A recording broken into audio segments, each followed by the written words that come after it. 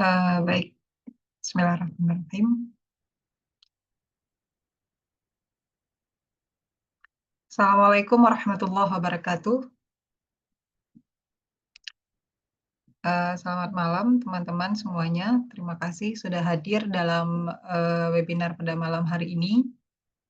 Insya Allah hari ini kita akan membahas sebuah artikel yang ditulis oleh Profesor Edwin. Untuk lebih memudahkan kita langsung share screen aja ya.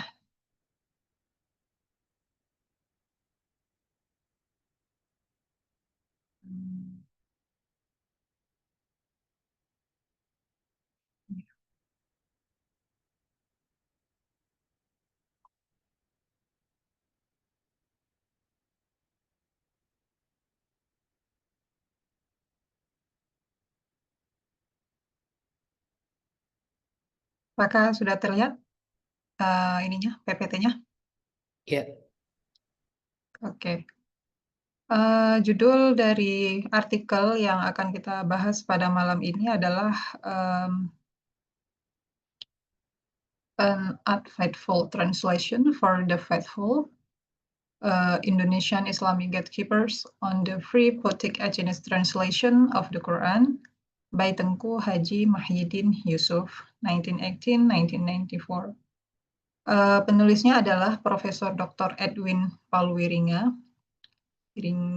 nanti mau dikoreksi kalau ya salah baca namanya. Nah, ada beberapa poin yang akan kita bahas pada malam ini. Yang pertama kita akan melihat yang menelaah, maksudnya di sini yang menulis artikel, dan yang ditelaah, yaitu tokoh yang dibahas pada malam ini dalam artikelnya. Kemudian kita lanjut kepada beberapa hal yang ingin dijawab oleh Prof. Edwin. Selanjutnya terkait dengan sistematika pembahasan artikel, dan yang terakhir baru kita masuk ke telaah artikelnya. Baik, ini adalah penulis artikel dan beliau cukup dikenal sebagai pakar filologi Indonesia.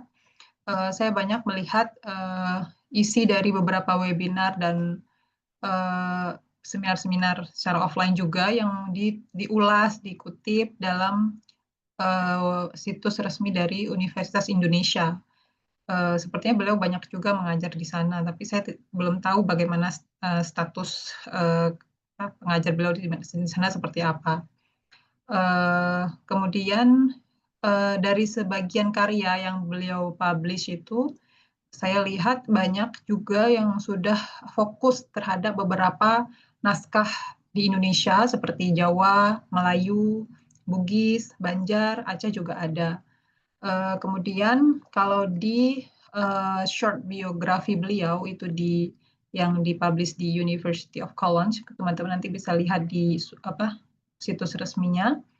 Beliau mengatakan bahwa fokus penelitian beliau itu ada 3, yaitu literatur tradisional dan modern di Indonesia dan Malaysia. Kemudian kedua, Islam di Asia Tenggara, dan yang terakhir adalah filologi Indonesia. Dan di sini beliau mengkhususkan untuk handwriting ya, atau tulis tangan. Nah, ada satu hal yang menarik dari podcast ya, singkat yang di share oleh channel Universitas Indonesia juga. Saya tertarik sama pertanyaan ini ya. Mengapa tertarik pada studi filologi di Indonesia? Beliau jawab, karena di dalam naskah Indonesia itu terdapat suara asli orang Indonesia. Nah, artinya di sini beliau ingin menampilkan bahwa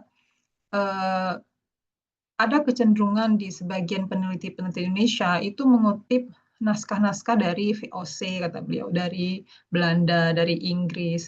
Padahal ada sejarah-sejarah Indonesia yang itu juga banyak bersumber dari naskah-naskah yang ditulis oleh orang asli Indonesia dan masih jarang dikaji. Oleh karena itu beliau mengatakan ada baiknya gitu ya beberapa sejarawan di Indonesia itu lebih memfokuskan dulu terhadap karya-karya yang asli yang dari orang Indonesia. Nah, untuk malam ini salah satu suara dalam bentuk suara asli orang Indonesia yang akan kita bahas itu adalah Tengku Haji Mahyidin Yusuf. Nah, beliau asli dari Aceh, lahirnya di Aceh Utara. Pendidikan pertama ini cukup umum di kalangan ulama Aceh, dan saya lihat juga di beberapa biografi ulama mufassir Timur Tengah itu kalau belajar pertama itu dari ayahnya. Nah, keahlian untuk menulis karya dalam bentuk syair itu ternyata juga banyak diturunkan dari sang ayah, dan ternyata juga kakeknya juga punya keahlian yang sama. Nah, beliau itu banyak belajar di Aceh. Namun sekitar tahun 1940 beliau itu pernah belajar di Padang. Nah, setelah dari Padang, beliau mendapatkan beberapa kepercayaan di beberapa institusi, termasuk kepala pendidikan agama di Aceh ya. Kemudian beliau sempat terlibat dalam konflik DI-TII, kemudian di penjara. Nah, selama di penjara itu beliau mulai menulis terjemah Al-Quran. Yang ditulis saat itu hanya 3 surah, yaitu surah Yasin, kemudian surah Al-Kahfi, dan surah Al-Insyirah. Kemudian itu tidak langsung dilanjutkan, baru sekitar tahun 1965 beliau lanjutkan, dan selesai di tahun 1994. Prof. Edwin menyimpulkan bahwa karya itu perjalanannya cukup panjang, itu sekitar 4 dekade ya, berarti dari tahun 1955 sampai 1994. Nah, apa yang menarik menurut Edwin dalam itu karyanya, yaitu ada kesan, ada bentuk penerjemahan Al-Quran yang berbentuk puisi. Yang pertama yang dilihat dari dialek. Nah, di Aceh itu banyak sekali bahasa sebenarnya, ada sekitar 7 atau 8. Dan untuk salah satunya itu adalah bahasa Aceh. Nanti teman-teman mungkin ada bahasa Gayo, bahasa Alas, bahasa di Aceh Tenggara beda lagi. Nah, salah satu yang paling banyak digunakan itu dialek Aceh. Nah, dialek Aceh juga itu ada perbedaan. Jadi kalau teman-teman yang mungkin dari Aceh juga paham ya, yang di Banda Aceh beda dengan yang Sigli, Sigli beda dengan Aceh Utara, nanti Aceh Utara juga beda dengan Aceh Timur, dan lain sebagainya. Nah, yang dipilih oleh Yusuf itu adalah dialek dari Aceh Utara. Nah, ada satu pengaturan dalam puisi di Aceh, itu namanya Pakho dan Buhu. Pakho itu terkait dengan rima, antara satu baris dengan yang lainnya. Kemudian yang buhu itu jumlah suku kata dalam satu baris, itu selalu 10. Jadi misalnya jumlah suku kata, nah itu kan nanti ada sekitar 6. Nah, ini dalam puisi di dalam sastra Aceh itu ada 10. Dan aturan ini cukup apa ya, cukup maksimal diterapkan oleh Mahyidin Yusuf. Nah, ini adalah salah satu contohnya dari terjemah yang ditampilkan oleh Tengku Mahyidin Yusuf. Saya mengambil di sini surah Al-Fatihah. Jadi bentuknya seperti puisi, ada bait-baitnya, kemudian juga ada rima. Nah, kalau teman-teman lihat di bait pertama itu ada diakhiri dengan huruf TH. TH itu adalah rima yang banyak sekali ditemukan dalam karya Mahyidin Yusuf. Tapi nanti terkadang ada juga yang tidak seperti itu. Nah, setiap satu baris dalam setiap baitnya itu kalau dihitung itu ada 10 suku kata, atau kalau dalam bahasa itu 10 buhu. Jadi cara menghitungnya ngon 1, na 1, ma 1, al 1, loh 2, 1 lagi. Itu sudah berapa tuh? 1, 2, 3, 4, 5. Kemudian lon 6, pe 7, fon 8, su 9, rat 10. Jadi setiap satu baris kalau dihitung selalu 10. Nah, itu adalah aturan baku yang digunakan oleh Tengku Mahyidin Yusuf dalam menerjemahkan Al-Quran. Kemudian kita masuk ke artikelnya Wiringa. ada beberapa pertanyaan utama yang mau dibahas oleh Wiringa. Yang pertama itu, beliau mempertanyakan apa sih makna puitis dan bebas dalam terjemah Maidin Yusuf. Kemudian seberapa bebaskah bebas itu sendiri gitu ya dalam artikel dalam terjemahnya, dan kebebasan seperti apa yang Yusuf izinkan untuk dirinya dan mengapa itu boleh seperti itu. Nah, ini ada pertanyaan-pertanyaan utama yang ingin beliau jawab dalam artikelnya. Nah, di artikel beliau ada 6 poin utama yang disampaikan. Ini juga disampaikan dalam pendahuluan beliau.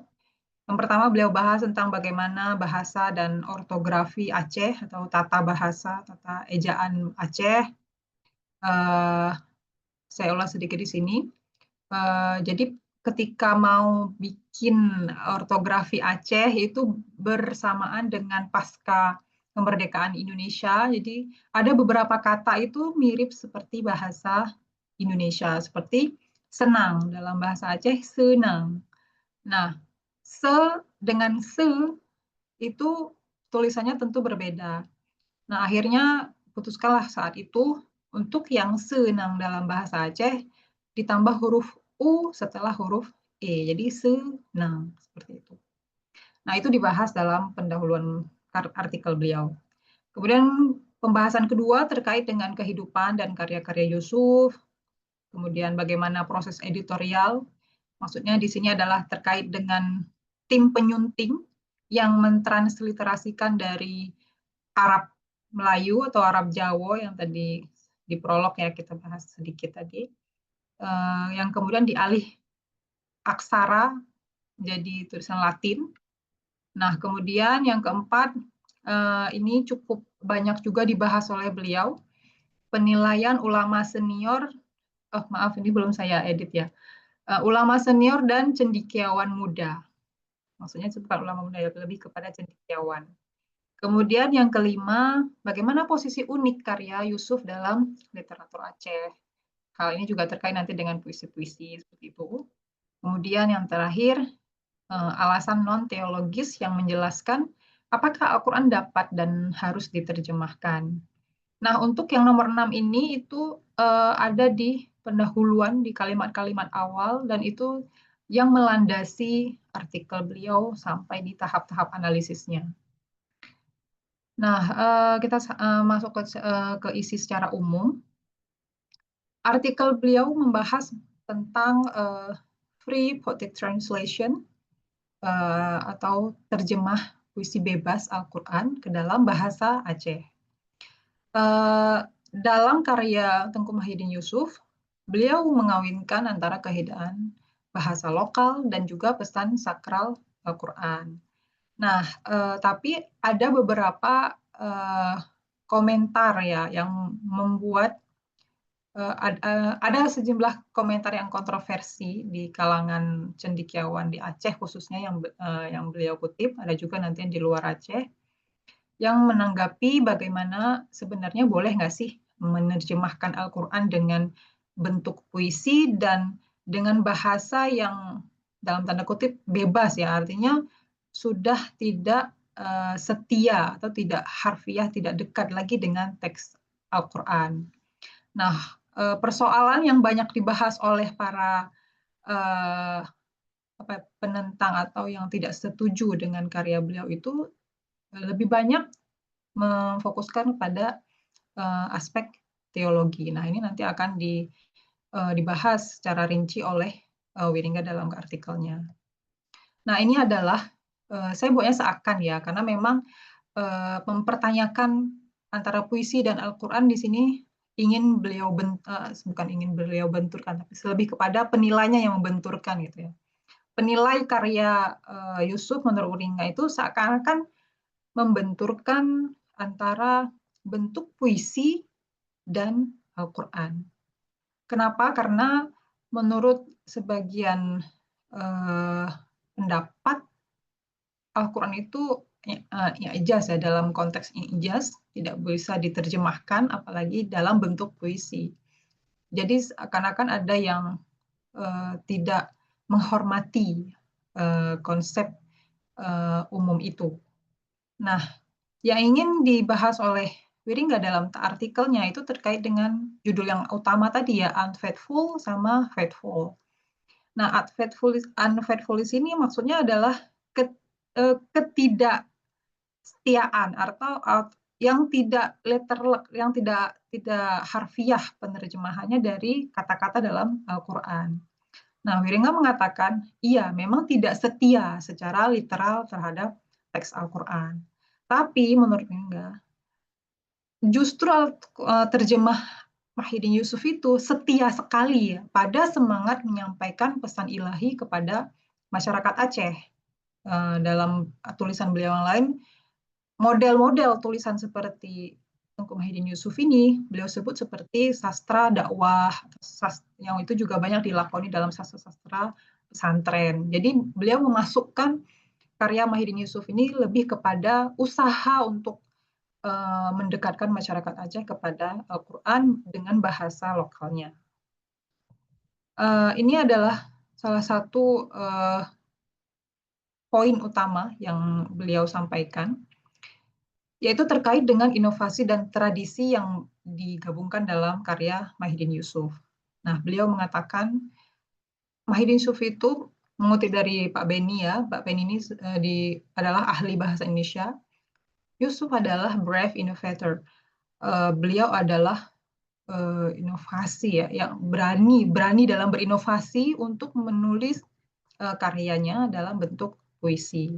Nah, di Aceh itu kita mengenalnya dengan nalam. Nalam itu kalau dalam bahasa bukan Aceh itu nalvom dalam bentuk syair, dalam bentuk ada bait-bait seperti itu. Nah, apa yang diterapkan oleh Yusuf adalah beliau menerapkan sajian terjemahnya dalam bentuk ada batasan metrum, ritme, dan rima puisi.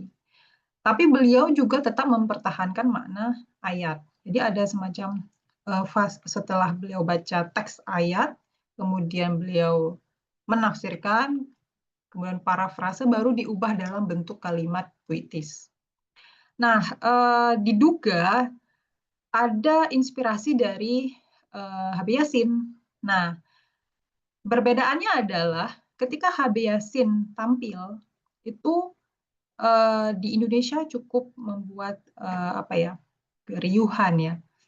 Alasannya itu menurut Ringa itu ada beberapa. Kenapa Habib Yasin itu lebih tidak diterima dalam kancah penafsiran Al-Qur'an. Di antaranya Habib Yasin itu dianggap dia bukan ahli dalam bidang studi Al-Qur'an, dalam studi Islam. Kemudian terjemah yang dia pakai juga dari para orientalis barat, dan beliau itu bukan dari kalangan teolog. Jadi dengan kata lain otoritas beliau sebagai mufassir itu tidak melekat sehingga karya beliau itu banyak menimbulkan riuh ya, perdebatan di kalangan pegiat tafsir di Indonesia. Nah, tapi berbeda sama Muhyiddin Yusuf. Karya beliau tidak sampai pada taraf itu disambut dengan baik karena memang ada wacana puisi dalam penyampaian pesan-pesan keagamaan di Aceh. Jadi itu bukan hal yang tabu, yang aneh di Aceh karena biasa ulama-ulama di Aceh itu menyampaikan pesan-pesan atau bahkan tajwid, nahwu, sharaf itu menggunakan syair. Bahkan sampai saat ini ya, ketika ada misalnya ingin menanamkan agar tidak terjebak pada pemikiran Wahabi. Nah, mereka akan membuat syair-syair yang mengarah kepada hati-hati terhadap Wahabi. Nah, itu dalam syair kemudian dinyanyikan oleh anak-anak, terutama dalam perayaan Maulid seperti itu. Jadi itu adalah hal yang biasa di Aceh dalam membentuk sebuah narasi atau wacana dalam bentuk puisi seperti itu. Selanjutnya yang dibahas oleh Wiringa terkait dengan gatekeepers atau penjaga gerbang agama. Ada beberapa tokoh yang beliau kutip yang mengomentari karya Yusuf ini dalam dua sisi. di satu sisi mendukung, support ya, mengapresiasi dengan baik, tapi di sisi lain juga mereka mengkritik. Nanti akan kita lihat contohnya di akhir-akhir ya. Kemudian menurut beliau karya Yusuf ini sebenarnya itu lebih kepada seni, sehingga tidak patut atau tidak bagus ya, tidak wajar kalau ada catatan-catatan tambahan. Nah, karena tidak ada catatan tambahan ini, ketika para gatekeepers ini melihat ada kata-kata yang seakan-akan jauh dari teks agama dan jauh dari teks Al-Quran, itu dianggap terlalu bebas seperti itu. Nah, jadi para gatekeepers ini merasa bahwa perlu hati-hati nih sama terjemahnya Yusuf seperti itu. Nah, tapi dalam konteks lain, kata Muringa, sebenarnya ini semacam kritik halus ya, karena adanya standarisasi dan arabisasi tafsir. Jadi seakan-akan nanti produk-produk lokal, apalagi dalam bahasa lokal, apalagi dalam bentuk puisi, itu sebagai sarana yang sepertinya kurang efektif. Tapi menurut saya harusnya itu efektif, harusnya itu efektif. Dan penulis pun merasa bahwa itu adalah sesuatu yang efektif karena disampaikan dengan bahasa yang mudah dipahami oleh masyarakat lokal. Nah, jadi gatekeepers ini menurut Wiringa itu nanti kita akan lihat juga di kesimpulan-kesimpulan akhir, itu sifatnya adalah mereka lebih ke ambivalen ya. Satu sisi mendukung, tapi di sisi lain itu kayak hati-hati loh sama karya Yusuf seperti itu. Nah, ini ada beberapa apresiasi yang disampaikan oleh ulama senior dan sekaligus kritik. Di sini beliau mengutip beberapa tokoh. Yang pertama itu ada Hishami bin Yazid. Beliau mengomentari ketika Yusuf menerjemahkan Bismillah. Itu ada kalimat lon puphun surat. Saya mulai surah seperti itu. Nah, kalau kata Hishami, kalau kita kasih kalimat itu di depan terjemah Bismillah, itu akan menimbulkan kemungkinan nanti akan ada salah tafsir oleh masyarakat awam. Jadi kalau mau menerjemah Bismillah, menurut Hishami jangan ada kata-kata lon pupun surat. Kemudian ada juga beliau mengutip dari Mulyadi Kurdi. Menurut Mulyadi Kurdi dalam terjemah Hurrimat alaikumul maitata waddama, diharamkan bagimu bangkai dan darah, itu diterjemahkan oleh Mahidin Yusuf menjadi kagepeharem bangke kegata, sudah diharamkan bangkai untukmu, menancit juga darah yang mirah. Seperti itu juga untuk darah yang merah. Nah, kata Mulyadi Kurdi, nambahin darah yang warna merah, keterangan yang warna merah, itu nanti akan bisa menjadi tidak haram ketika ada darah yang tidak merah. Jadi menurut Mulyadi Kurdi harusnya nggak usah ada kata-kata yang mirah. Kemudian Wiringa juga mengutip Fauzi Soleh. Beliau mengatakan, ini karyanya harus diwaspadai. Kemungkinan nanti akan ada tahrif, penyimpangan dari teks Al-Qur'annya. Jadi sebaiknya hati-hati. Dan karena terlalu bebas menurut Fauzi Saleh, harusnya itu harus ada catatan kaki dari referensi yang kredibel, dari tafsir-tafsir otoritatif. Harusnya itu harus ada catatan seperti itu di footnote atau di mana seperti itu. Tapi menurut Wiringa yang pertama adalah mereka ini bersikap ambivalen ya, seperti yang tadi kita bahas. Satu sisi yang mengapresiasi karena berhasil menerjemahkan Al-Quran dengan bahasa lokal, tapi kritiknya juga kuat gitu ya, juga pedes gitu.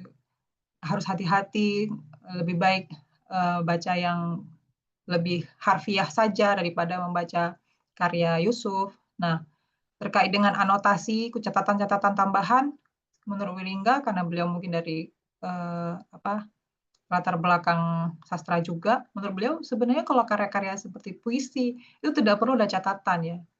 Ya namanya puisi, kita tidak perlu ada catatan-catatan tambahan atau footnote-footnote. Justru itu akan mengurangi atau memudarkan esensi dari keindahan seni itu sendiri.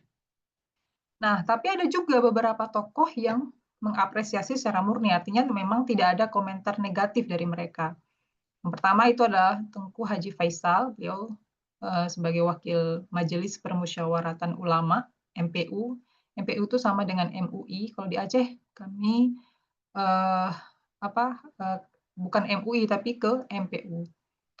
Kemudian beliau mengatakan karya terjemahnya Yusuf itu adalah transformasi yang berhasil dari Al-Quran ke bahasa Aceh.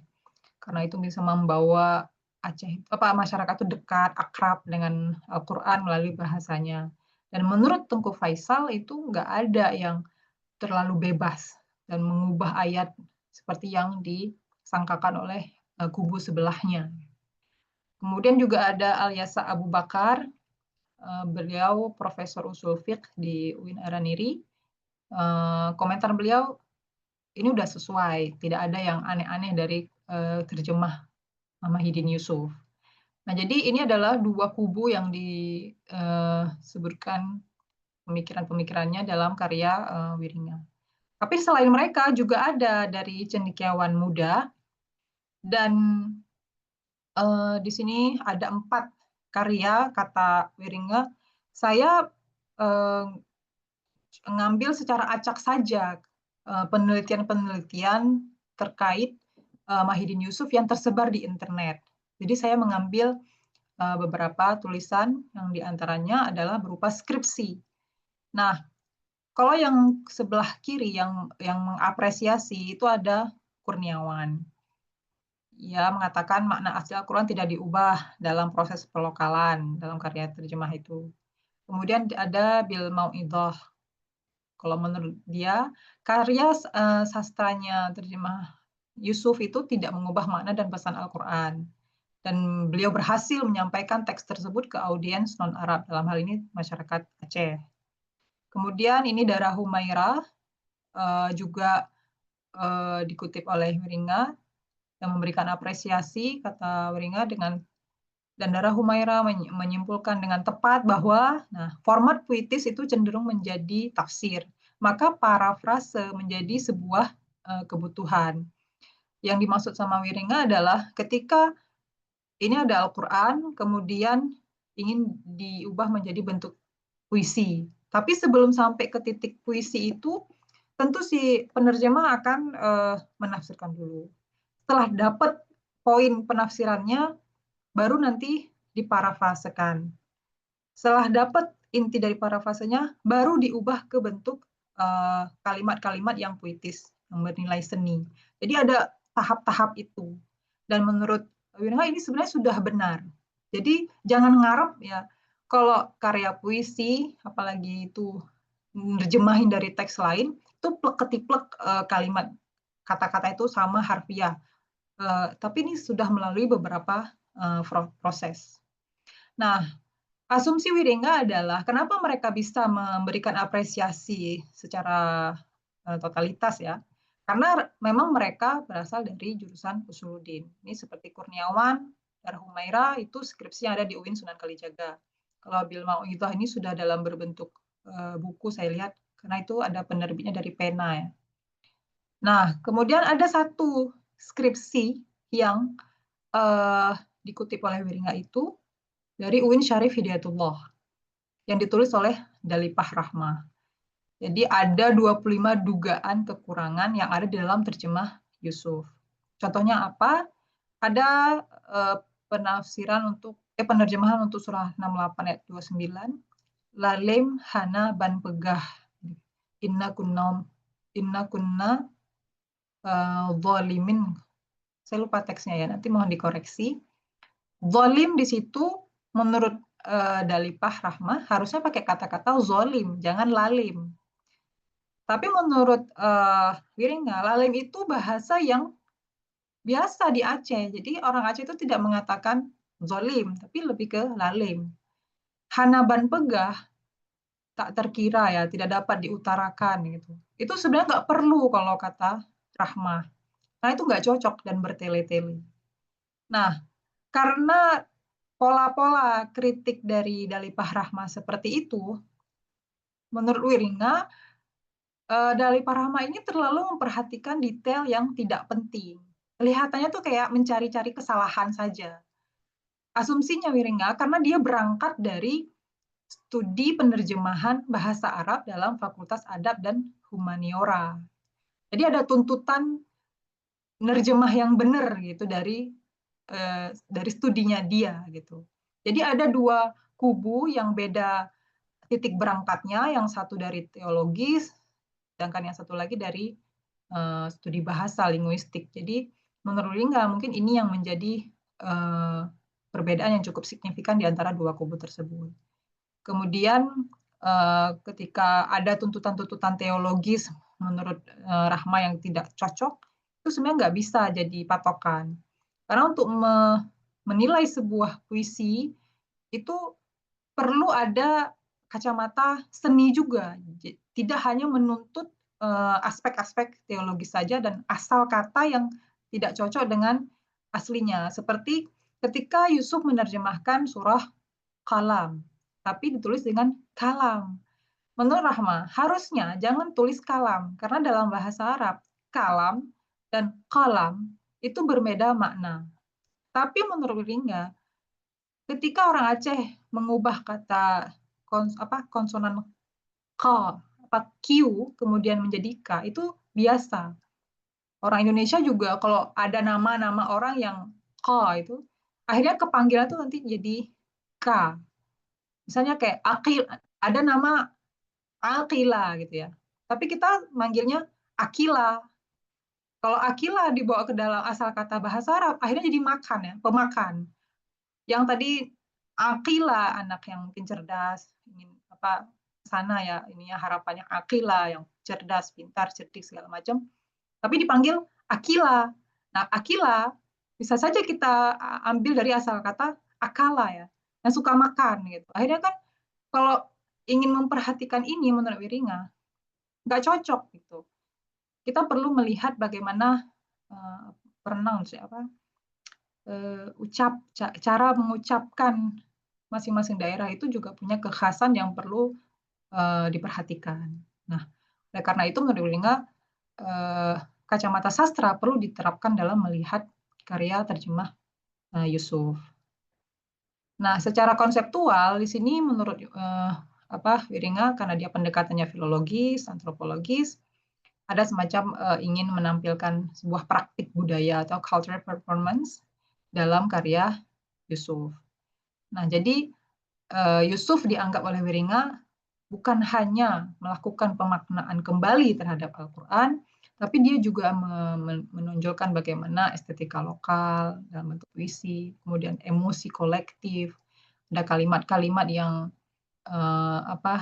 menyentuh, kemudian ada juga aspek kebiasaan oral, karena masyarakat Aceh itu memang dikenal awalnya mentransformasikan informasi, pengetahuan itu awalnya lebih banyak ke tradisi oral. Jadi ketika dalam bentuk puisi, dan puisi itu kan punya irama, punya nada ya.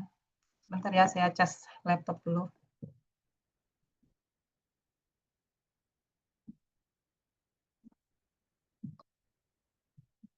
Nah, beberapa aspek inilah yang menjadi pertimbangan penting menurut Yusuf yang perlu ditekankan dalam karyanya. Dan ini perlu dihargai menurut Wirna. Nah, ini ada beberapa kekuatan artikel yang menurut saya perlu disampaikan juga. Yang pertama, dia mampu memberikan dokumentasi historis dan filologis yang cukup teliti. Nah, dia menampilkan beberapa manuskrip, ada edisi cetak juga, dialektologi Aceh yang sangat kaya.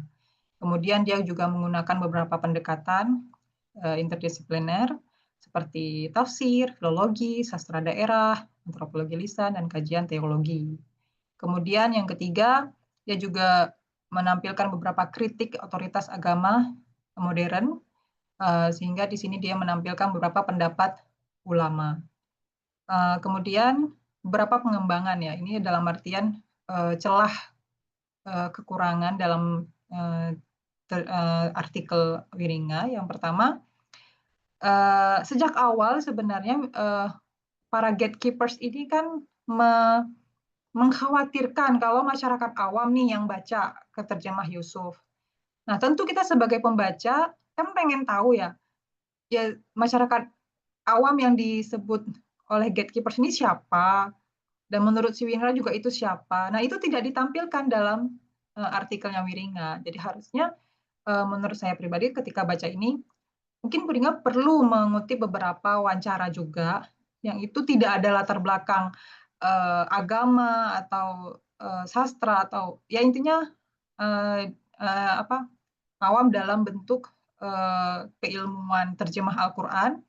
Nah, kemudian diminta untuk membaca dan kemudian melihat teks Al-Quran, kemudian nanti mungkin dihadapkan kepada terjemah Kemenak Indonesia atau bagaimana, dan itu mewakili suara mereka. Nah, ini tidak ada dalam artikelnya. Nah, bagi saya itu bisa dikembangkan jika ada yang ingin meneliti ke arah itu. Kemudian, karena tadi mengatakan Yusuf ini sebenarnya ingin mengakrabkan Al-Quran dengan masyarakat Aceh. Tapi Wiringa ini kurang memberikan eksplorasi unsur emosi kedekatan itu sendiri dalam karya-karyanya, dalam karya artikelnya itu. Harapan saya sebagai pembaca minimal ada beberapa contoh penerjemahan yang itu juga dinilai oleh pembaca dari masyarakat Aceh, yang itu memunculkan adanya rasa sedih, marah, termotivasi yang itu tampil dari puisinya Yusuf seperti itu. Baik, kesimpulan dari pembacaan saya terhadap artikel ini, yang pertama, Wiringa ini berhasil menunjukkan tafsir-tafsir yang dianggap menyimpang, tapi karena ada karya Yusuf itu ada loh yang berani menentang ortodoksi itu ya. Semacam ada konsep bahwa Al-Quran itu harus diterjemahkan harus dikaji, diterjemahkan dalam bahasa Timur Tengah. Kemudian audiensnya itu tidak usah memperhatikan lokal atau tidak lokal. Tapi karena ada karya ini, menurut Wiringa, ini berani banget bikin karya yang lokal ya, yang sifatnya sangat lokal. Kemudian yang kedua ada apresiasi seni dalam karya Yusuf. Jadi ada kesamaan latar belakang ya dalam melihat karya Yusuf. Ketika beliau banyak mengkaji teks-teks dari berbagai bahasa, kemudian beliau mengkaji terjemah Yusuf, ada semacam ngeklik ya. Ini kayaknya gue banget ya ibaratnya gitu ya. Kalau kalian mengkritik, kalian kayaknya sepertinya belum paham seni. Nah, ada seakan seperti itu komen dari Wiringa. Jadi kalau kalian mau melihat karya Yusuf, lihat juga dari dari aspek sastranya, dari aspek seninya. Nah, kemudian selesai. Baik, itu teman-teman yang bisa saya sampaikan. Silakan share, ada mungkin bacaan-bacaan tambahan dari teman-teman. Terima kasih.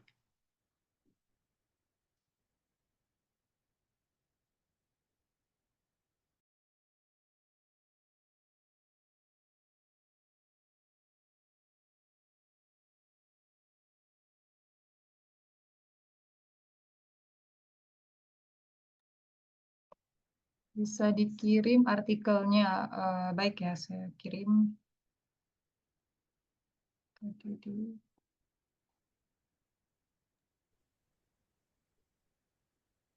Thanks Kak Leni. Boleh sambil tanya nggak sambil Kak Leni kirim artikelnya?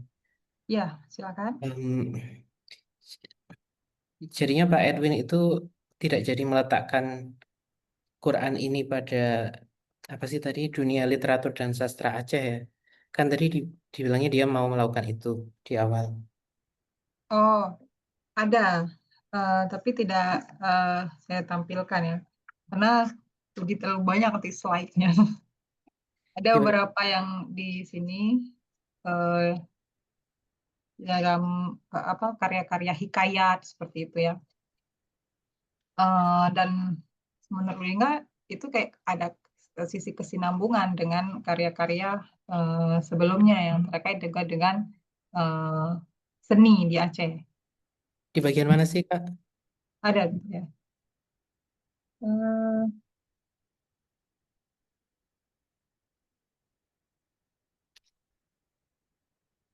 Kalau sesuai urutannya kan 155.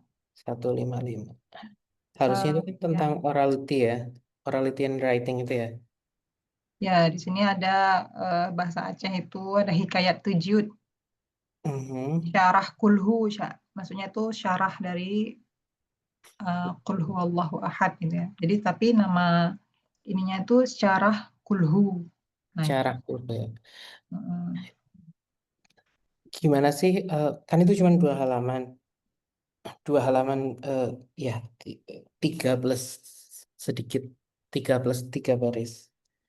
Em, Gimana sih caranya Pak Edwin meletakkan Quran ini di situ? Karena aku melihatnya di bagian itu, aku kayak eh, dikasih harapan terus jadi PHP lah istilahnya ya.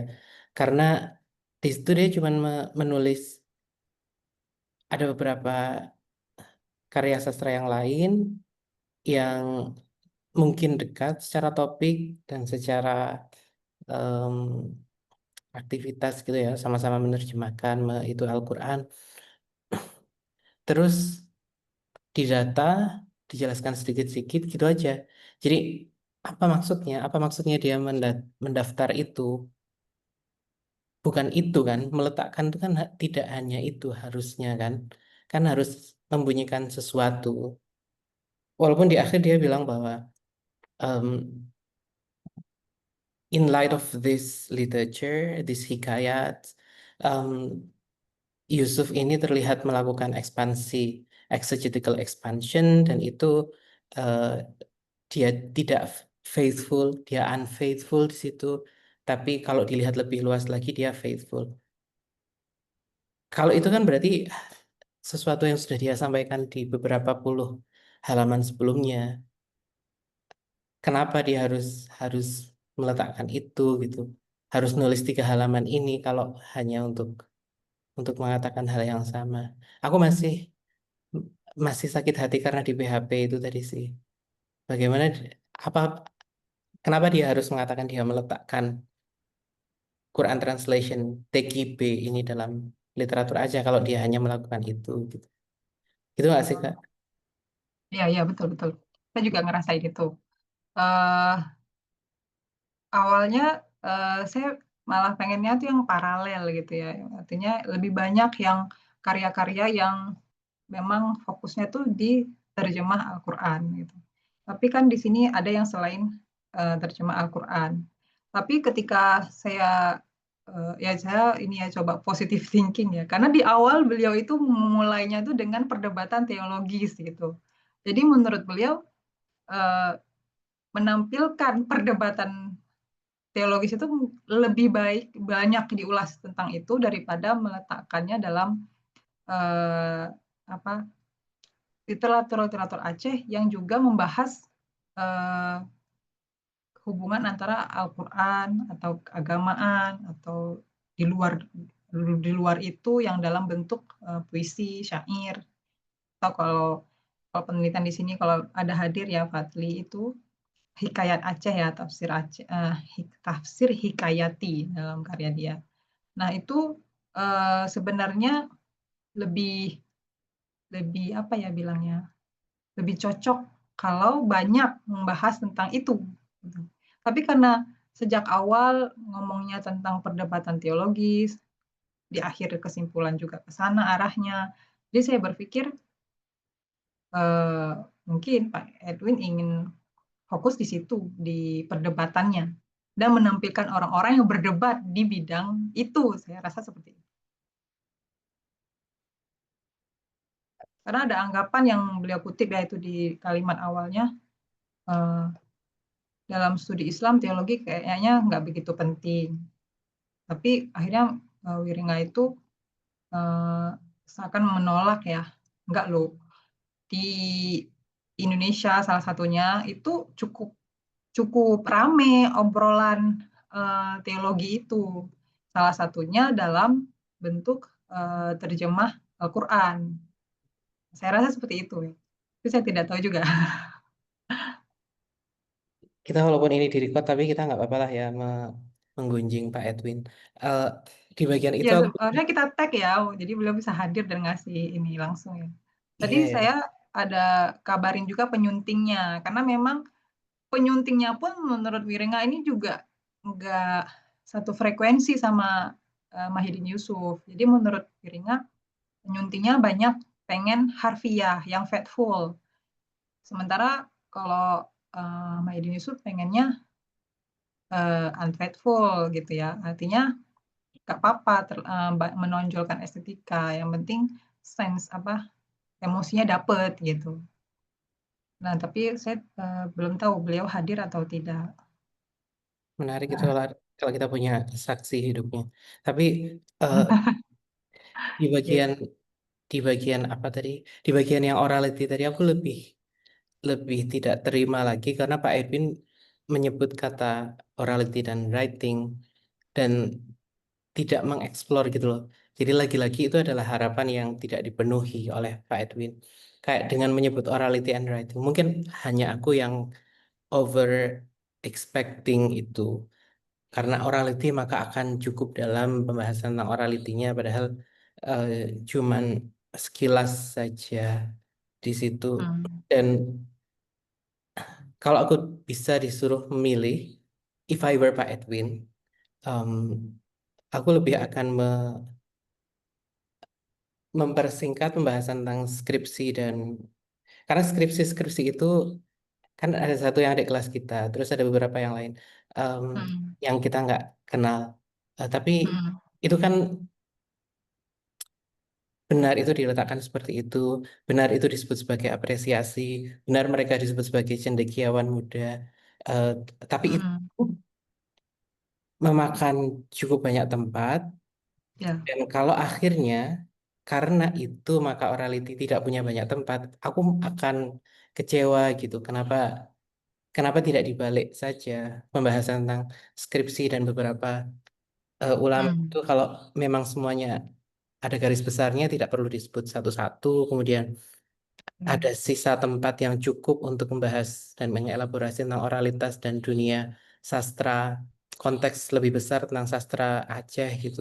Aku kayak, kenapa sih Pak Edwin harus begitu gitu? Ya, betul, betul. Apa kita telepon Eh, aja Pak Edwin ya? saya juga apa namanya pas lihat contoh-contohnya, kadang-kadang banyak contoh yang diambil dari mukadimahnya. Jadi apa yang diperdebatkan oleh tim penyunting dan apa Tengku Mahidin Yusuf sendiri itu sebenarnya sudah bisa kita baca perdebatannya itu di mukadimah. Salah satunya seperti surah At-Tin. Eh, apa watini wazaitun demi buah tin dan buah zaitun. Menurut Mahidin Yusuf, buah tin tidak banyak dikenal. Yang banyak dikenal itu buah ara. Jadi ketika beliau menerjemahkan buah ara, bukan buah tin. Padahal ara dan tin itu berbeda. Tapi kalau menurut Yusuf, nggak apa-apa pakai ara, buah ara, karena lebih dikenal di Aceh. Sebenarnya saya pribadi tidak pernah melihat buah ara itu, tapi saya tanya dengan mama, mak buah ara itu gimana? Dia itu kayak emang buah tin, tapi bukan buah tin. Biasanya banyak tumbuh di dekat-dekat sungai gitu ya. Kebetulan rumah saya juga nggak dekat sungai, jadi saya juga nggak bisa meneliti lebih banyak. Tapi memang berbeda buah buah ara, dan buah tin gitu. Tapi kalau pakai buah tin itu kan di satu kata tin ya. Sementara yang ingin dipenuhi oleh Mahidin Yusuf kan 10. Kalau ara baru lengkap tuh 10. Tapi kalau pakai terjemahnya buah tin jadi 9. Nah, karena selain ingin mendekatkan orang Aceh dengan buah ara dan juga beliau juga ingin melengkapi 10 suku kata tadi itu. Nah, itu bisa kita baca di Mukaddimah. Dan saya sebenarnya juga mengharapkan beliau banyak eksplorasi di tadi itu ya, emosi pembaca awam itu tidak banyak beliau ekspor di dalam artikelnya. Seperti itu.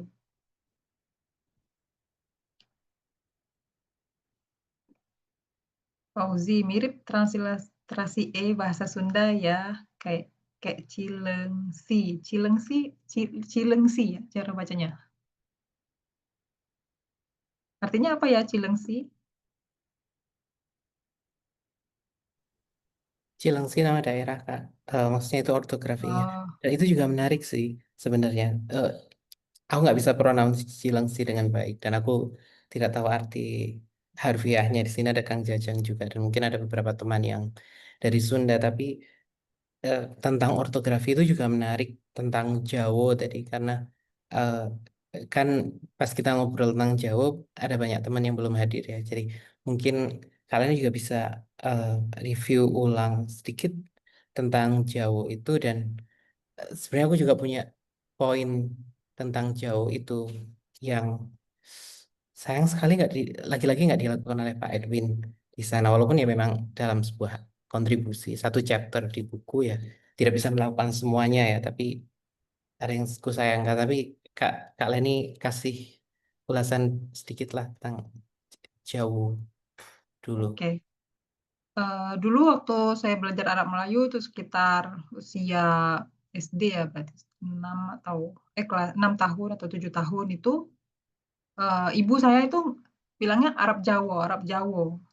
Jadi bukan Arab Jawi, Arab Jawa. Nah, ketika di kelas 3, 4 gitu ya, sudah ada mata pelajaran Arab Melayu. Jadi tulisan Arab Melayu. Jadi bukan di mata pelajarannya itu bukan tulisan Arab Jawa, tapi tulisan Arab Melayu. Nah, belakangan ketika udah mulai apa eh, mondok, baru muncul istilah Arab Jawi. Jadi saya sendiri untuk aksara itu ada semacam ini ya transformasi istilah gitu dari Jawa ya, kemudian Arab Melayu karena di sekolah ada mata pelajaran itu. Saya nggak tahu sekarang di SD masih ada apa tidak.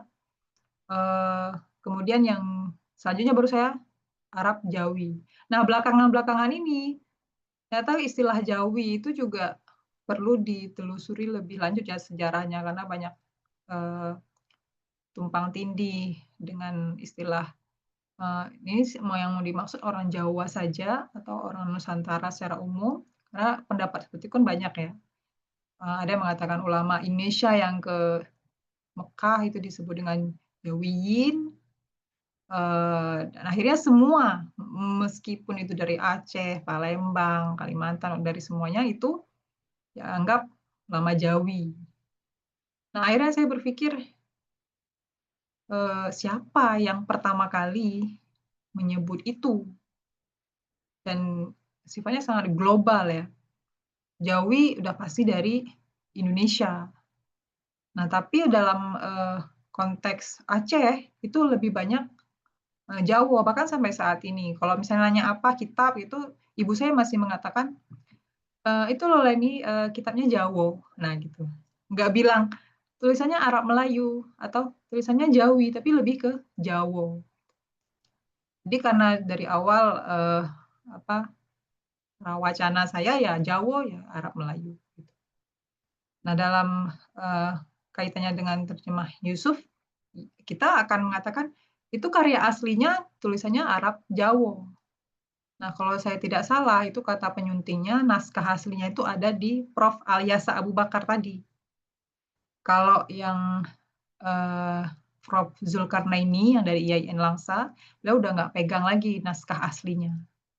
Tapi beliau ikut menyunting transliterasi itu dari Arab Jawa, ya dari Arab Melayu tadi menjadi tulisan tulisan Latin, seperti yang kita lihat dalam cetakan-cetakan saat ini yang bisa diunduh di eh, Universitas Leiden ya itu gitu Thank you, Moha thank you ya. ulasannya Kak. Eh, tapi kalau kita baca buku ini kontribusi lain di buku ini ya kan ada satu em, kontribusi oleh Mulaika Hijaz yang judulnya adalah Is Jawi Islamic. Apakah Jawi itu adalah sesuatu yang miliknya Islam, yang legacy dari Islam gitu di dunia Melayu. Dan itu menarik sekali pembahasannya Mulaika tentang Jawi di situ.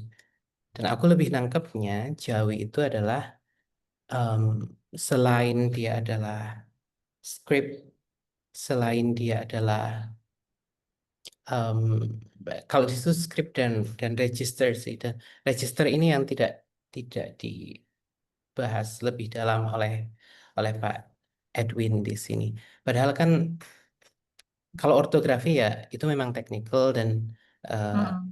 dan itu memang intensi Pak Edwin di situ kan memang untuk membahas teknikalnya bahwa beliau ortografinya mengikuti yang tahun 2007 gitu. Itu kan versi revisi ya dari TGB ini cetakan kedua itu yang 2007. Dan sebenarnya bisa nggak sih Jawa di situ tidak hanya dibahas, disinggung, dipertimbangkan sebagai cara ortografinya, tapi lebih pada registernya dan nanti dihubungkan dengan bagaimana register itu hadir dalam bentuk puisi dan bagaimana register itu mempengaruhi eh, respon dari ulama, dari cendekiawan muda, dari masyarakat gitu. Jadi bukan sebagai ortografi saja, tapi jauh lebih bunyi sebagai register dan lebih terlibat dalam pembahasan utamanya tentang kontroversi yang dipantik oleh TGB ini. Gitu nggak sih? Oh, eh, mungkin apa namanya?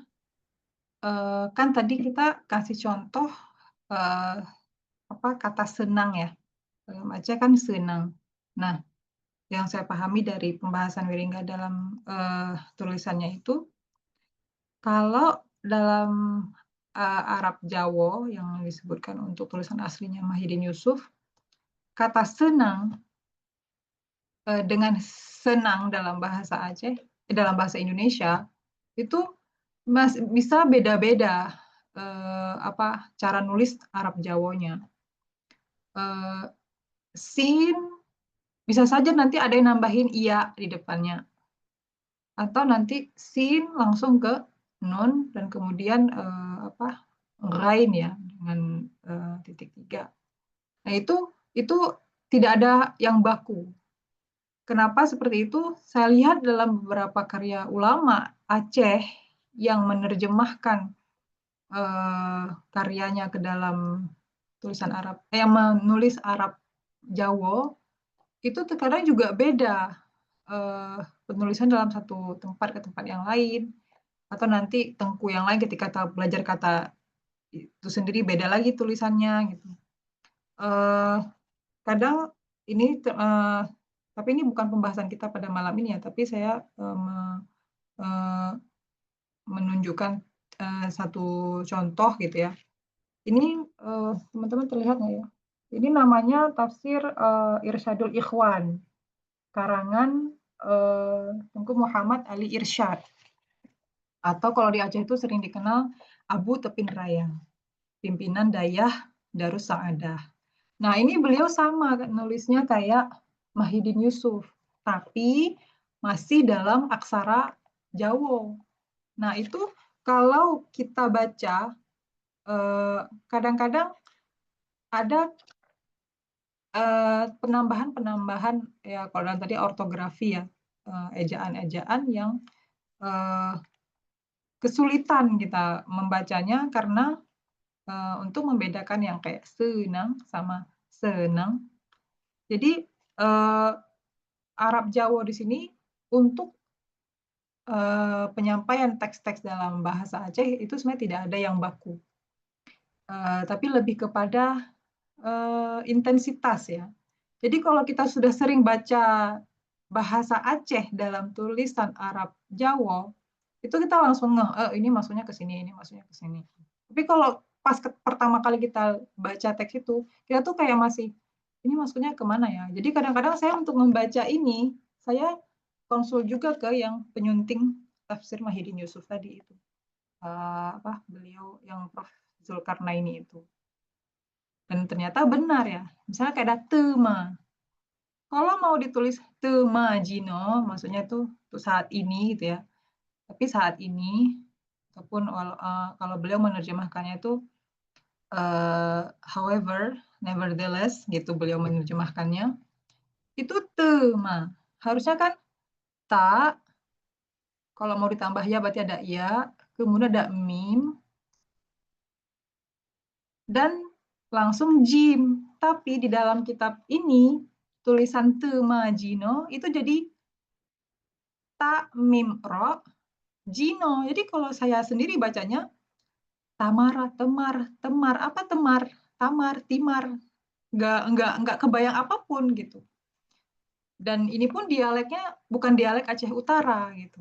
Akhirnya ketika saya konsul, oh itu bacanya Tema Jino atau however, kata beliau seperti itu. Oh begitu. Akhirnya situ saya berkesimpulan bahwa meski sama-sama orang Aceh, kemudian menulis karya dalam tulisan Arab Jawa, mereka punya cara menulis yang berbeda. Yang membuat kita paham cara membacanya, salah satunya adalah intensitas dan pengalaman-pengalaman membaca teks Arab Jawa lainnya. Itu. Kemudian yang apa namanya terkait dengan pertanyaan Duha tadi, itu kan ini ya, lebih ke contoh-contoh yang sifatnya mana sih yang kira-kira Arab Jawanya itu sesuai dengan kaedah atau tidak. Kemudian mengapa sebagian mereka memilih menggunakan aksara itu saat itu. Asumsi awalnya memang ada semacam itu ya, apa istilahnya tuh, otoritas. Jadi kelihatan lebih otoritas teks itu ketika menggunakan aksara Jawa. Itu ngerasa kita belajarnya kitab ya. Mungkin di Jawa juga ada pengalaman seperti itu. Jadi kalau udah ditulis dalam Arab Melayu, itu sebutannya sudah kitab. Tapi kalau udah ganti aksara menjadi buku. Nah, di Aceh yang saya alami adalah untuk pengajian-pengajian, apakah itu nikah anak-anak atau orang dewasa, mereka akan memilih karya yang menggunakan aksara Arab, entah itu berbahasa Aceh atau Melayu, atau langsung ke bahasa Arab itu sendiri. Jadi kalau yang dikaji dalam pengajian itu tulisannya Latin, itu dianggap tidak apa ya, tidak otoritatif lah, tidak cocok untuk sebuah pengajian mengkaji tulisan yang Latin.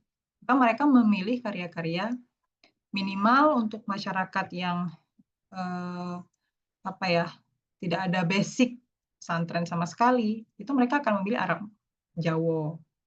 Tapi kalau yang sudah learn group, yang sudah agak apa kaum terpelajar seperti santri, itu akan memilih teks-teks tulisan Arab, baik itu dalam bahasa Aceh atau Melayu, atau langsung ke kitab Arab yang terbitan-terbitan atau karangan-karangan ulama di Timur Tengah seperti itu. Jadi saya melihat ada unsur otoritas dalam pemilihan aksara seperti itu. Tapi saya tidak melihat juga penjelasan itu ya dalam artikelnya Awiringa ini. Tapi yang pasti apa sih karya-karya Aceh yang terkait dengan Al-Quran itu hampir bisa dikatakan tidak lagi dipelajari. Setahu saya yang terakhir masih dipelajari itu ada 2. Yang pertama terjemahan Mustafid, tapi terakhir saya tanyakan lagi sudah juga tidak ada.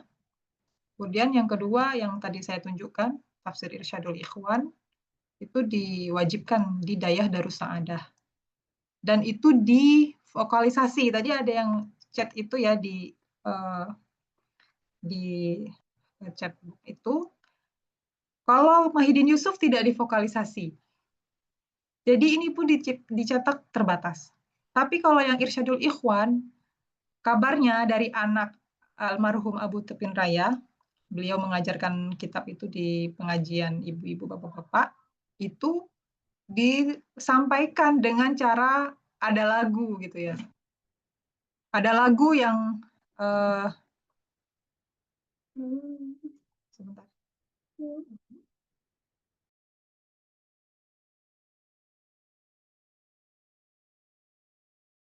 Nah, kalau yang tafsir Irsyadul Ikhwan itu divokalisasi. Jadi ada nada khusus dalam penyampaian tafsirnya.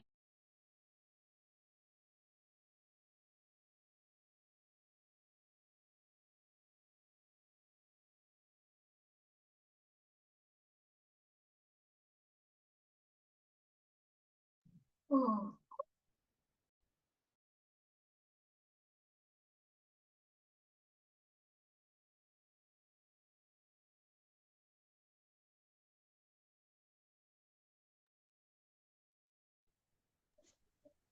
Nah, maaf ya, tadi ada aku pengen cerita. Jadi itu ya tafsir Irsyadul Ikhwan itu masih ada lagunya. Ada salah satu YouTube teman-teman yang beliau itu adalah alumni dari Dayah Darus Saadah dan beliau menyampaikan salah satu cara membaca tafsir Irsyadul Ikhwan itu ada nada tertentu.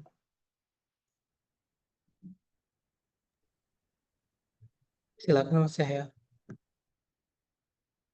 Ya, makasih Mbak Leni. Sangat menarik ya. Saya ada beberapa kepenasaranan ya setelah baca paparan tadi dan juga sedikit ngintip kitab terjemahannya itu. Kebetulan ada linknya di PDF di Leiden ya. Pertama saya nggak tahu Wiringga itu mengkategorisikan, ada nggak sih kategori yang disebut sebagai ortodoksi di artikel itu dari Wiringga sendiri, atau dia menunjuk pada satu kelompok tertentu ya, atau orang tertentu? Karena saya lihat saya intip di kitab terjemahannya itu kan dia juga didukung penuh oleh ulama lokal dan Menteri Agama ketika itu ya, Kementerian Agama secara umum lah, atau artinya negara dan ulama lokal itu adalah sponsor utama dari terjemahan ini, sehingga yang disebut sebagai ortodoksi di artikel itu apakah ada kategori tertentu atau menunjuk pada orang atau kelompok tertentu, Kak Leni. Kemudian yang kedua, ini kan terbit 95 ya Mbak Leni ya. Gimana? Ini kitab terjemahannya kan terbit tahun 95 ya. Ya, maaf. Nah, ya kan tahun 77 itu sempat Indonesia kan juga sempat ramai dengan Al-Quran bacaan mulanya Habib Yasin kalau nggak salah. Dan artinya ketika Wiringga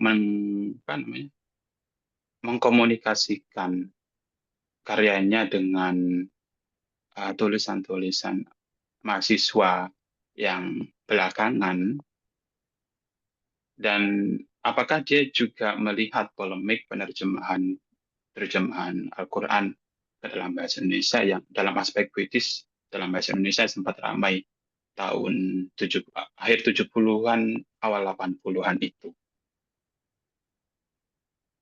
Karena kayak ada yang miss gitu kalau cuma merujuk pada akademik belakangan. Karena yang ramai sekali kan gara-gara terbitannya terjemahan bacaan mulianya Habib Yasin 70-an awal 80-an itu. Saya kira itu kepenasaran saya Mbak Leni. Terima kasih. Baik, terima kasih Mas Cahyo. Yang pertama tadi terkait ortodoksi ya. Itu bisa dibaca di halaman 144. Itu terkait dengan gatekeepers.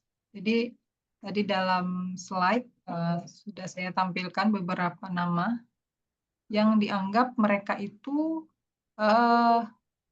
lebih mengutamakan cara penerjemahan yang ortodoksi, yang kayak menggunakan bahasa Arab, terjemahnya dekat sama teks Al-Quran, dan para penjaga gerbang yaitu gatekeepers itu lebih prefer model terjemah yang seperti itu.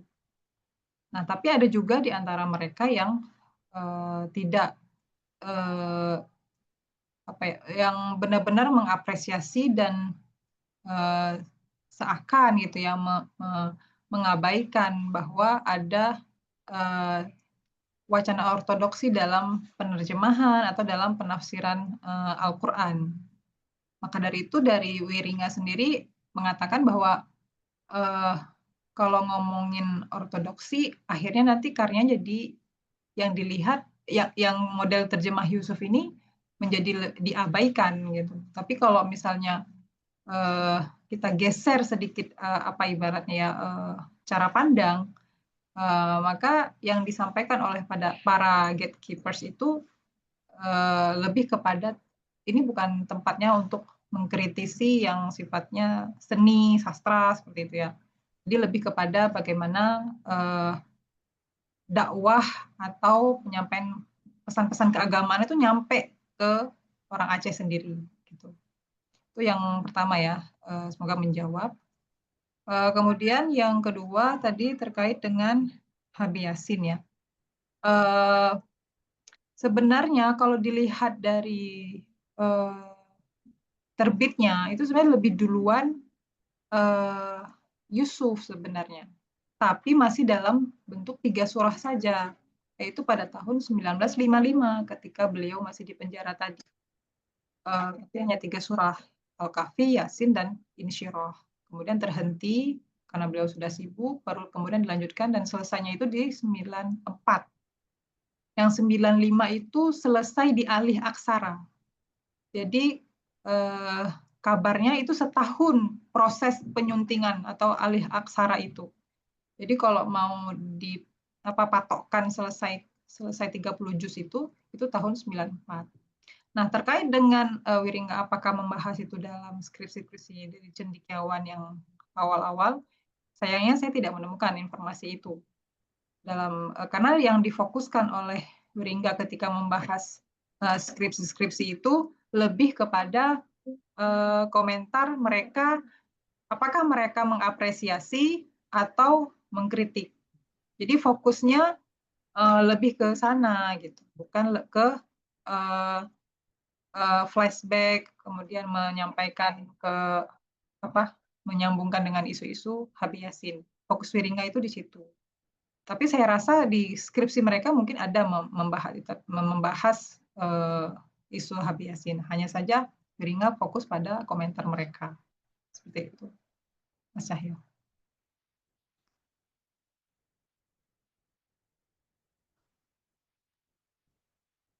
Monggo Kang Jajang. Monggo Prof. Jajang, terima kasih sudah hadir.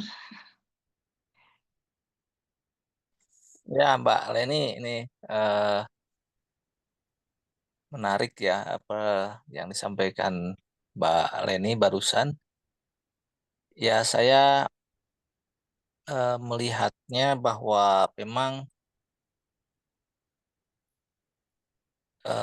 terjemahan puitis berima seperti itu ya itu kan tadi dijelaskan tidak lepas dari terjemahan bentuk puisinya sendiri kan merupakan lirik lagu ya. Jadi ya kayaknya gitu ya jenis-jenis syair atau puisi-puisi yang menjadi sumber tadi menjadi media yang digunakan oleh Wahyu Yusuf itu sebetulnya awalnya kan dari folklore ya, dari seni tradisi yang dahulu disenandungkan dalam tradisi lisan gitu ya. yang itu kemudian dipertunjukkan gitu. Makanya karena bentuknya pertunjukan atau nyanyian, maka sangat terikat oleh tadi ada rima, ada apa, ada suku kata gitu ya. Jadi sangat baku gitu. Aturan-aturannya sangat ketat lah gitu ya dalam setiap baitnya, dalam setiap lariknya gitu. Ya. Nah, ya itu dugaan saya ya. Boleh jadi tidak tepat juga. Saya temukan juga memang di Sunda sama juga gitu. Persis seperti di Aceh. Kalau Aceh kan tadi ada 10 suku kata ya. Kalau di Sunda bentuknya itu ada yang pengaruh dari nazom ya, syair gitu. Tapi juga ada yang berupa pupuh ya, seperti dari tradisi Jawa gitu. Yang umumnya ya sama terikat oleh aturan metrum gitu ya. Ya. Nah, kalau di Indonesia ketika sudah pasca kemerdekaan ya, saya lihat memang nggak ada, ya karena kan Indonesia nggak punya ini ya, puisi yang terikat seperti di bahasa-bahasa non Indonesia gitu, saya nggak tahu Melayu ya. Ini ketika pasca kemerdekaan lah, makanya HB Yasin dia tidak berima, maksud saya tidak bermetrum ya, dia puisi bebas saja gitu, ya karena bukan berakar dari tradisi rakyat gitulah, yang itu awalnya disenandungkan. Saya kurang tahu juga di daerah-daerah lain ya. Ya. Nah, dari situ saya melihatnya maka wajar sebetulnya sosok seperti Yusuf ini kemudian berupaya mempertemukan antara syair tadi ya, nalam dengan Al-Quran gitu ketika diterjemahkan. Tetapi karena terikat oleh metrum, ya umumnya metrum itu kan nggak bisa mewakili makna ya. Nggak ya makanya sangat ya tidak bisa ketat, tidak bisa faithful gitu, pasti unfaithful. Ya. Karena misalnya satu kata tadi Bismillahirrahmanirrahim itu nggak mungkin dikejar apa jumlah suku katanya kan, tapi yang dikejar Ya. ya suku kata dalam bentuk nalamnya gitu, Ya. dalam bentuk nalamnya 10, yang penting 10 aja gitu ya. Nah karena 10 Ya. suku kata yang dikejar maka nggak bisa mewakili kata Bismillahirrahmanirrahim sepenuhnya kan, pasti ada Ya. tambahan tambahan kata lain, huruf lain gitu ya. Nah ini Betul. pun ya makanya unfaithful itu pasti tidak bisa terhindarkan lah gitu dari sisi untuk mengimbangi makna diungkapkan ke dalam bentuk nalam lah. Nah Ya. ini yang ya saya kira resiko ya ketika menggunakan menggunakan bentuk nalam, makanya tidak bisa kemudian itu yang dituntut tadi oleh gatekeepers itu bahwa harus setia, itu wah, mustahil, itu nggak bisa banget gitu ya, karena eh, ya ada metrum di situ yang membatasi gitu. Eh, nah makanya yang eh, apa yang ada kasus gini, bagaimana kalau misalnya saya nggak tahu kalau Yusuf ya, kalau di Sunda itu si si penerjemah dia menambahkan kalimat-kalimat baru gitu ya. Jadi batasan unfaithful itu sampai mana gitu sebetulnya. Kalau Yusuf kayaknya dia unfaithful, tapi unfaithfulnya itu seperlunya lah ya, dalam arti ya mengejar metrum saja. Tapi kalau di terjemahan di Sunda saya temukan itu dia malah buat buat bait yang baru gitu, bait yang baru, bait yang lain. Malah kadang-kadang seperti tafsir gitu ya, ada cerita, ada apa? Ada masuk hadis juga di situ. Oh, Nah, iya. ini kan sudah lebih lebih bukan lagi terjemahan nampaknya gitu ya. Nah, jadi batasan unfaithful itu kalau diterjemah itu kan kalau Yusuf jelas terjemahnya gitu ya. Tapi Iya. kalau yang saya temukan di sini sampai ke arah yang seperti tafsir gitu jadinya, karena dia menambahkan narasi lain yang di luar dari terjemahan itu.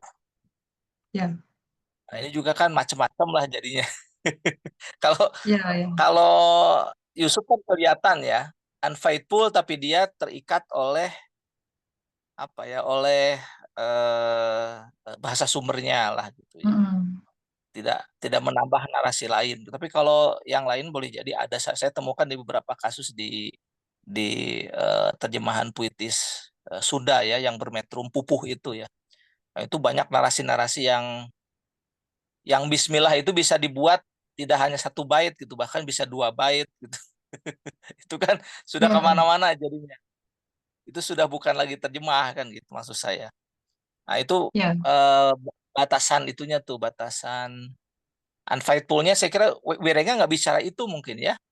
Ketika bicara bebas, tapi bebasnya sampai mana gitu ya. Eh, Hmm. apakah bicara sampai situ tidak gitu maksud saya. Eh, itu yang, dan memang menarik sebetulnya ini untuk terus diperbincangkan ya. Ya Ya. karena pasca kemerdekaan saya kira bahasa nasional kan terjemahan Indonesia itu ya puisinya juga kan puisi akhirnya sajak gitu ya, yang Mm-mm. tidak bermetrum maksud saya ya. Ya. Yang di Indonesia kan yang di luar bahasa daerah itu ya pasti yang bahasa nasional tidak bermetrum dia, sajak Mm-mm. bebas gitu. Makanya tidak terlalu menarik kalau saya sih kalau yang sajak bebas ya.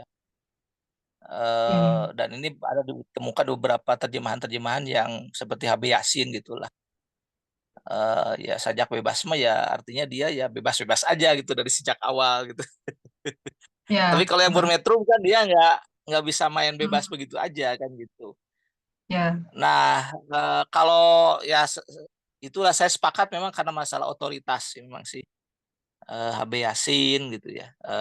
Yusuf itu lebih diterima meskipun ada kritik tadi, tapi yang di Sunda mah ya di Sunda juga sama, tidak otoritatif sebetulnya, tapi tidak terlalu memicu reaksi karena memang tidak dipublikasi secara luas mungkin boleh jadi ya. Ya. Itu saya kira Mbak Leni terima kasih. Mangga ya, terima kasih. Yuk. Baik, terima kasih, Prof.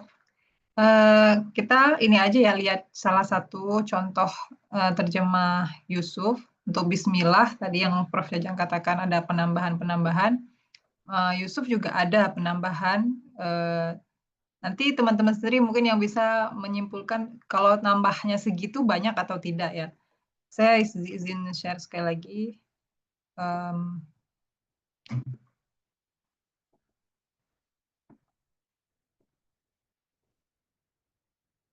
Nah ini terjemah dari surah Al-Fatihah. Jadi beliau menerjemahkan untuk Bismillah itu 4 baris. Ini sudah terlihat ya PPT-nya ya. Ya, Itu Bismillahirrahmanirrahim itu diterjemahkan dengan ngon nama Allah lon puhon surat. Dengan nama Allah saya mulai surat. Tuhan Hadarat yang maha murah. Kalau kita apa ya, Tuhan Hadarat, kehadirat Tuhan, hadirat Allah itu ya, Tuhan hadirat yang maha murah, maha pemurah. Tuhanku sidro gemasih tat-hat. Tuhanku satu seorang ya. Sidro itu sebenarnya tuh orang ya, sendiri satu orang. Gemasih tat-hat. Sangat, tat-hat itu sangat. Gemasih pengasih, berarti sangat mengasihi. Dunia akhirat rahmat melimpah. Dunia akhirat rahmat dilimpahkan. Nah, ini di kata nelimpah saya juga baru paham. Ini banyak digunakan di Aceh Utara. Jadi kalau untuk orang ketiga tunggal, misalnya dikatakan atau disampaikan. Kalau saya di Langsa, di kisaran Aceh Timur, kalau mau mengatakan, beliau mengatakan, misalnya orang yang lebih tua, gopnya ge pegah, jadi pakai ge. Tapi ternyata teman-teman saya yang dari Aceh Utara itu menggunakan ne limpah untuk orang yang ketiga tunggal, ne. Jadi perbedaannya di awal. Kalau saya menggunakan ge, kalau di Aceh Utara teman-teman saya menggunakan ne. Di sini ada orang Aceh Utara, nanti kakak bisa share juga ya kak. Apakah benar seperti itu? Karena saya banyak menemukan ge untuk digunakan oleh Langsa, kemudian di Aceh Utara pakainya ne. Tapi untuk orang Langsa sendiri, ne itu untuk anta ya, untuk kamu. Jadi kalau ada kata-kata ne limpah, kamu melimpahkan. Tapi kalau orang Aceh Utara, beliau melimpahkan. Jadi ada perbedaan antara domir mukhatab, apa anta gitu ya, anti, dengan yang gaib ya, hiya, huwa. Nah itu perbedaannya menurut saya cukup signifikan ya antara yang saya rasakan di Langsa dengan yang di Aceh Utara. Nah jadi 4 baris ini dalam satu bait hanya untuk menerjemahkan satu ayat yaitu Bismillah, dan setiap Bismillah akan beliau terjemahkan seperti itu di semua surah dalam Al-Quran.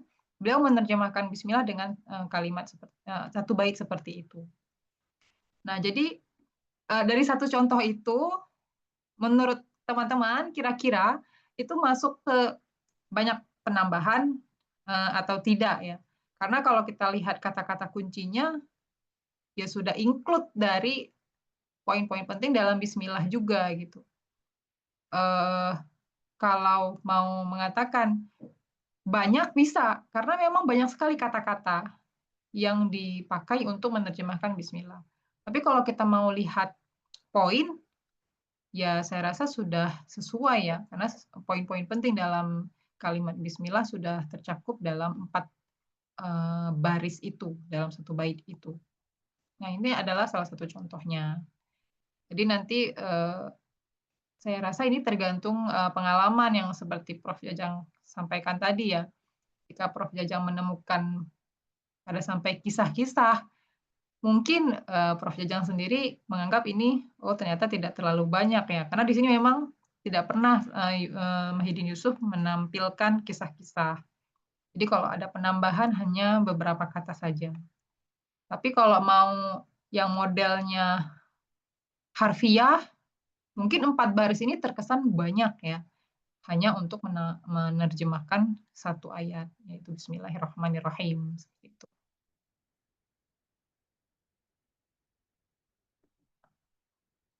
Begitu Prof. Jajang. Terima kasih Kak. Dan punten nih, kita terbatas waktu. Jadi habis ini beberapa saat lagi kita akan matikan dulu recordnya. Tapi kita tetap bisa ngobrol lebih jauh setelah recordnya dimatikan. Ini untuk kepentingan YouTube aja. Jadi sebelum recordnya dimatikan, Kak Lani mungkin ada bukan kata-kata terakhir ya, tapi kayak epilog gitu.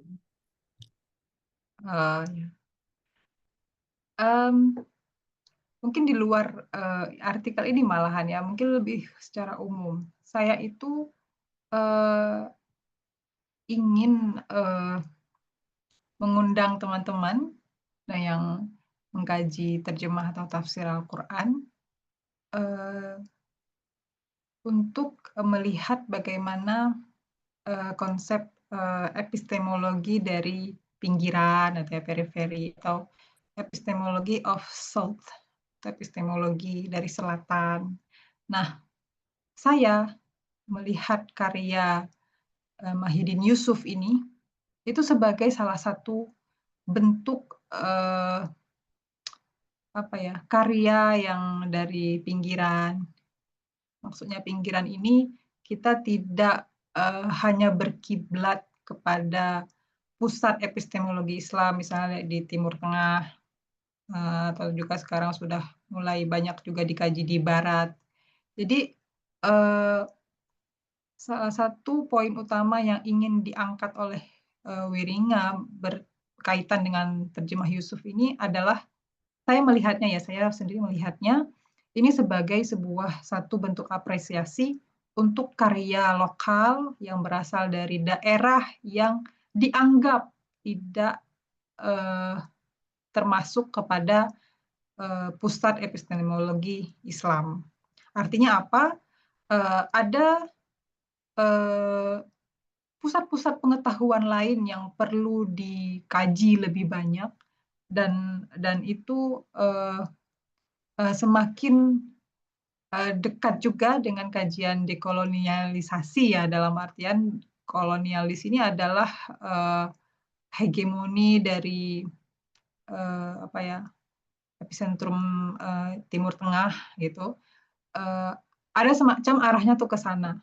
Artinya kalau kita melihat karya lokal, maka juga kita bisa menaikkan apa ya, wacana-wacana itu juga selevel dengan wacana-wacana yang ada di Timur Tengah. Jadi semacam ingin menggabungkan antara lokal, menangkap pesan antara global dan lokal.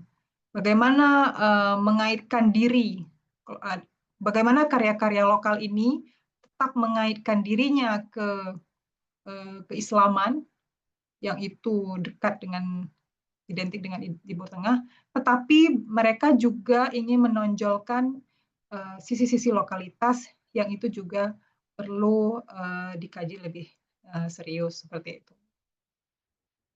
Ini tuh ya apa pembacaan saya secara umum terkait dengan analisis malam ini. Makasih Kak Leni. Saya harus mengingatkan tentang lingkar baca yang selanjutnya, tapi ada background musik-musik dangdut di belakang saya karena ini sedang ada hajatan di rumah tetangga. Tapi bulan depan kita akan punya lagi lingkar baca yang tidak kalah menariknya dengan Kak Leni. Dan terima kasih Kak Leni, lingkar baca kali ini menarik sekali. Tapi bulan depan tidak kalah menariknya sama Kak Leni. Kalau nggak salah, kita akan bicara tentang Simon List ya, yang itu akan dipandu lah ya sama Mbak Imas. Kalau saya nggak salah, tapi kalau salah nanti akan ada pemberitahuannya kok di eh, sosial medianya Ayat. Jadi tinggal pantau aja dan jangan lupa ikuti lingkar baca selanjutnya. Makasih Kak Lani. Ya, terima kasih sudah diberikan kepercayaan.